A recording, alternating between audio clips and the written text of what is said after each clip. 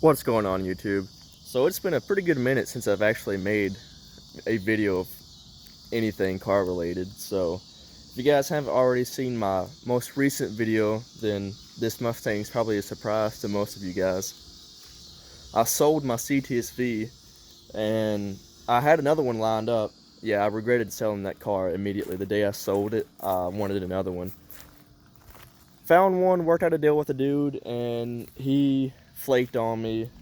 It's just part of Facebook Marketplace, so I really just wanted back another quick car, something with AC, something that's nice and decent looking and drives good. And this Mustang, like, I'm not a Ford person, and I'll be the first to tell you, like, yeah, I know it's crazy seeing me in a Mustang, but this car is actually pretty sweet, and I've fallen in love with it. But I figured I would do 5 things I hate and 5 things I love about this car, just because I've done that with every other car I've owned. So let's do it with a 3-valve. So let's go ahead and start with the 5 things I hate, which are very, very nitpicking things, just like all my other videos. And most of this can probably relate with a V6, but you know, I have to go for the GT. So anyways, we'll go ahead and start. And the first thing I hated when I first got this car was when I was searching for the truck release button.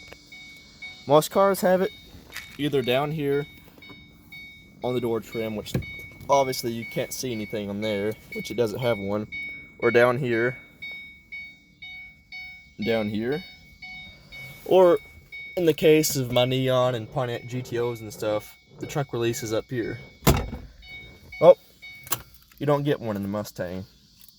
You either have to use the key or the fob button. That's one thing I do not understand about this car. You can buy a popper off AmericanMuscle.com, but I mean, I honestly don't understand why you don't have like a physical push button inside the car to open up the trunk. But oh well. So like I said, I'm just nitpicking. So number 4 is also interior. These storage pouches, I don't know what they're for. They're more of an annoyance than anything. Look how tiny these are. Like, if you get change in there, it's really hard to get your hand in there to even get the change out. I don't know what you would put in there, because they're not even that deep to begin with. Like, I don't have my wallet on me, but it may, if you cram your wallet in there hard enough, it might store it. But yeah, that's just one other thing I don't understand about Ford.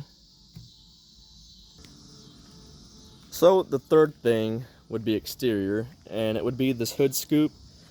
Yeah, I know it kind of looks okay. I don't like it just for the simple fact that it is a fake hood scoop. Ford totally went form over function with that hood scoop. Not a big fan of it. It just bolts down, and I know this because we just had the straps in this car redone. It's like 4 8mm bolts, and I'm not a fan of this rear spoiler. I don't know if this is a premium GT. I don't know if it's part of the premium package or not, or if it's just a GT thing. But the wing and that hood scoop, I think the car would be a lot cleaner with no wing and no hood scoop, or maybe like a small cowl hood would look good on a GT car. But yeah, it's just you know, like I said, just nitpicking. But yeah, why does it have to be fake? So let me see if I can get my phone squeezed in here. Turn the headlights on. That's so annoying, sorry about that. But go ahead, take a good quick glance. Okay, I'm gonna turn that off. But the speedometer only registers 140. Come on.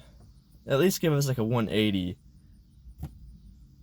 This car, my car is boosted, and I've definitely had it already pegged out. I've buried the needle on the speedometer, and I have no clue how fast I'm going because it's already maxed out 140.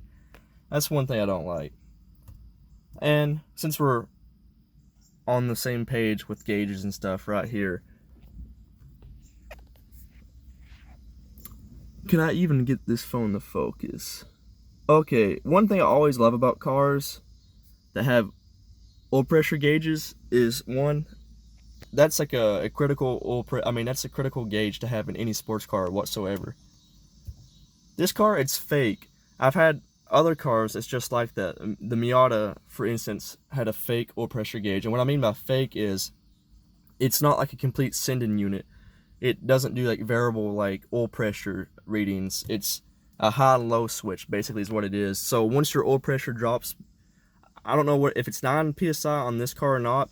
That's the only time it will move. The needle will move from high to low. It's essentially a fancy looking dummy light.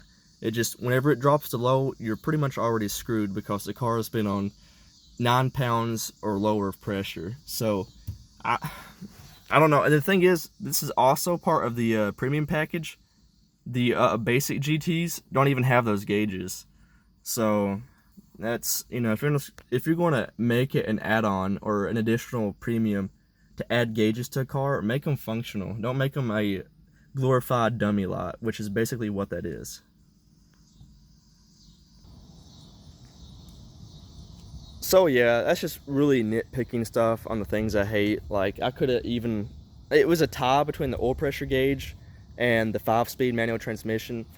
You know, most cars of this era have 6 speeds, and especially since in 2004 the Cobras had the T56. I don't know why Ford decided to throw that out the window whenever the 2005 Mustang came out and went back with a 5-speed. But personally, I don't care. I like a 5-speed. I don't have to worry about going into reverse every time I'm shifting to 5th gear. And this car's got stock 355 gears, so highway cruising isn't horrible, but it's just awkward. Well, not awkward, but odd that Ford went back with a 5-speed. But now let's go to the good stuff, the things I love about this car. And first and foremost, if you can't already tell, or maybe you're blind, is the looks of these cars. I love them because this is like one of the more modern, like retro style throwback cars out there. I think this body style of a Mustang, there's 2 body styles of the S197, which is what this is. This is like the first body style of it in 2005. I think it's more of a modern throwback to like the 68 to 70 Mustangs. And I went with this color scheme just because the gray and the black reminds me of the Eleanor, which just looks really good. So, I mean, I like the way they have the fog lights in the grille and the body lines. It just, the rear end, everything but the wing, I think just kind of is a pretty good modern throwback to the old 68 to 70 Mustangs. So I definitely have to give Ford's props on that. And number 2 would easily be the exhaust. The 3-valve is probably one of my favorite sounding V8 engines ever. The only thing that really comes close to like really topping it off, in my opinion, would be the 5.4 in the Ford GT supercar. So, which that's another Ford engine. Something about those engines, well, Ford always has made great sounding V8s. I'm an LS guy. You guys know I've owned a couple LS cars. I don't know what it is about LS engines. They're so raspy. Like, you can do a muffler delete on a Mustang and it sounds amazing. It's loud, but it sounds good. You do a muffler delete on an LS engine and it's just raspy, like, I don't know. It sounds bad. Like, it sounds like a clapped out truck or something. But the looks and the sound of a Mustang, just, that's some top selling points for me. And that's coming from an LS biased dude. So my third favorite thing about this car would be the interior. This is coming from my previous experience with the 4th gen Trans Am. I know people complain about the interior of a 3-valve Mustang. I don't understand why, because yeah, it's a lot of plastic, but what else do you make the interior out of? Like leather? Is the whole car supposed to be leather or a Alcantara? Like, it doesn't make sense. Like, yeah, it's plastic, but this is solid plastic. This isn't like 4th gen cars, Camaros, and Firebirds, or GMs in general. Good God, their plastics crack and break and become so brittle. The door cards on 4th gens crack really bad. And the only reason I'm really comparing a 4th gen to this car is because they're kind of around like the same years. Obviously, there was never a Camaro or Firebird during the years this car was made, but it's the closest between the gap. And this interior is way better than any 4th gen. This interior is like on the level of my friend's GTO. It's nice, leather seats, and it doesn't creak or crack or break or anything like that compared to a 4th gen. So it's definitely not up to the Cadillac CTS-V's level, but honestly, like, my CTS-V actually rattled a little bit more than the interior of this car, believe it or not. That's just GM. They're just cheap with interiors. So I would have to say, even though this is the premium, I have the leather seats and stuff, this right here, the dash and everything, these door cards and stuff, that's the same with every Mustang. And I think this is like the good plastic. It doesn't crack and stuff. So yeah, I have to give it that for interior for sure. So I'm really not trying to make this like a LS versus Ford mod motor video, but obviously mine's boosted, and I will say out of the box an LS engine is pretty incredible. Like just for instance, direct comparison in 2006, it's just line up like a 2005 or 2006 GTO up beside this car. Stock for stock, the GTO would blister this car just because it made so much power. I have to say Ford kind of dropped the ball when they made this engine. 300 horsepower, that's kind of weak, especially when the GTO and the SRT8s at the time were making 400 or more. So it's kind of disappointing, but obviously that's not an issue with my motor. But one thing this engine has over an LS motor is just the ease and simplicity of tuning this car up. It's a coil unplug. It's a single overhead cam engine, so it's just the design of the engine, you know, because Chevrolet is a push rod engine, and like the placement of the plugs are going to be different. But on this car, they're right here, coil on plugs. As you can see, everything's right there, easy to access. I can't really attest to all LS engines, but I know my LS1 and my LS6 had the oil filters tucked right up underneath, which both cars had headers, underneath the headers. So you really couldn't do like a hot oil change with those cars without burning yourself. But this one's right there. This car has an aftermarket drain, an oil pan, I mean. So the drain plug's kind of in a weird spot. I don't know how it is on a factory oil pan, but it's not the end of the world. It's still easily accessible. So yeah. This thing right here is miles easier to work on than any LS motor. And one thing about Ford is, like the 4th gens, Camaros and Firebirds, Trans Ams, whatever, this engine isn't tucked underneath the firewall. It's not underneath the cowl. So everything's right here. Pretty easy to work on as far as V8s go. So yeah, that's definitely one of my favorite things about this engine. It's just how easy it is to work on.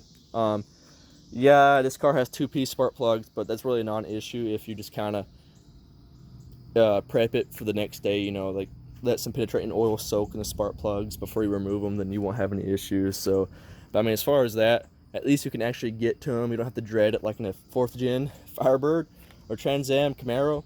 You're going to regret pulling plugs on that. Even plug wires themselves, popping them out is a pain in the ass. And the last thing about this car is, it's like the Jeep Wrangler of the car world, if that makes sense. There's all kinds of crazy accessories you can buy for this car, and they're cheap.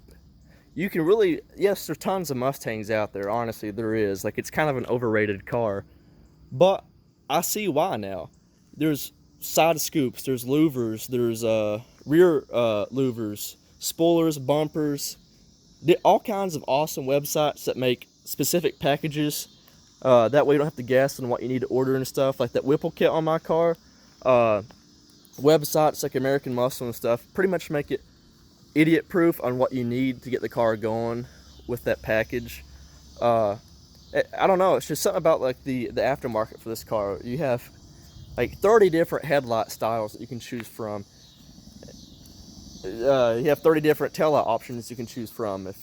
I mean, honestly, if you could afford to keep repainting spoilers over and over, you could have a different spoiler for each week, or each day of the week. Different hoods. There's all kinds of crazy things. Even signal lights. Like, I was looking up different signal lights because I wanted something different. I hated the amber color of this car. It was throwing off the whole color scheme out. So I just got some plastic dip and covered those up, which, you know, it looks good right now. But I wanted something that actually last, you know. So yeah, that would be my all-time favorite thing about this car. It's just the aftermarket and how easy it is just to type in like 2005, 2006 Mustang parts, aftermarket support. Boom, everything's right there.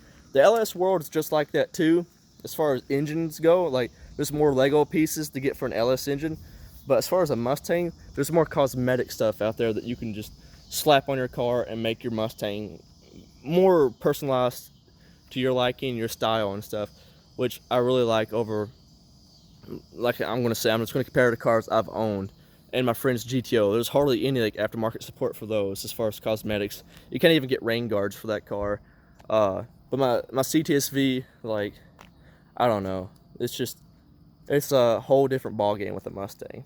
So anyways, thanks for watching. I hope this video will help some people out if they're looking for the 3-valve. Some little nitpicks, you know, to look out for. Like I said, mine's extremely nitpicky. There's really nothing else. Like, if you're looking at an older car like this one, a 2006, which is what mine is, it's not gonna be a perfect car. It's not gonna be chock full of features and shit like that. So I can't go into detail and be like, oh, this car doesn't have automatic wipers, it doesn't have automatic headlights and stuff. Well, this is an older car. That's fine. I like that. Less electronics, the better. I'm just going for things of this era. It's competition, comparing it against two, and my personal experience with owning this car versus my other cars. So, again, like, if you're expecting me to nitpick other things, then that's just not really what I'm out here doing. Like, I'm not trying to sell you a 2006 Mustang over a 2020 if that's what you got here or what you're trying to get from this video. But anyways, again, thanks for watching and stay posted. Like I said, everything's got a price. I may keep this car, may not. It's just whatever.